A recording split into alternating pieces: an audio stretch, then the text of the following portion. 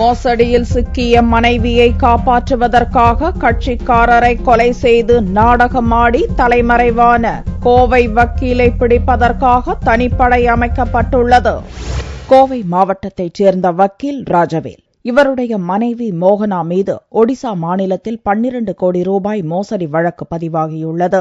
தனது மனைவியை வழக்கிலிருந்து காப்பாற்றுவதற்காக தன்னை நாடி வந்த கட்சிக்காரர் அம்மாவாசை என்ற பெண்ணை தனது ஓட்டுநர் பொன்ராஜ் மற்றும் விடுதலை சிறுத்தை கட்சியைச் சேர்ந்த பழனிசாமி ஆகியோருடன் சேர்ந்து கொலை செய்த ராஜவேல், இறந்து போன அந்த பெண்ணை தனது மனைவி என்று நம்ப வைத்து மோகனா இறந்து போனார் என்பதற்கான சான்றிதழ்களையும் பெற்றுள்ளார். இந்த விவகாரம் தற்போது வெளிச்சத்துக்கு வந்துள்ளது.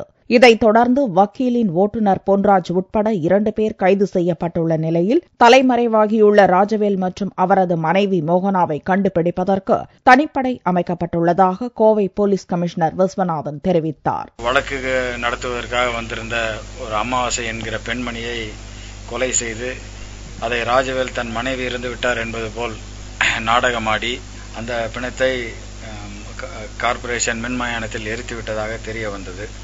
அதன் அடிப்படையில் அந்த 4 பேர் மீதும் வழக்கு பதிவு செய்து பொன்னரசு மற்றும் பழனிசாமி ஆகியோரை கைது செய்திருக்கிறோம். மேலும் விசாரணை நடத்தப்பட்டு வருகிறது. மனைவியை காப்பாற்ற கட்சிக்காரரை வக்கீல் கொலை செய்த சம்பவம் கோவையில் பரபரப்பை ஏற்படுத்தியுள்ளது.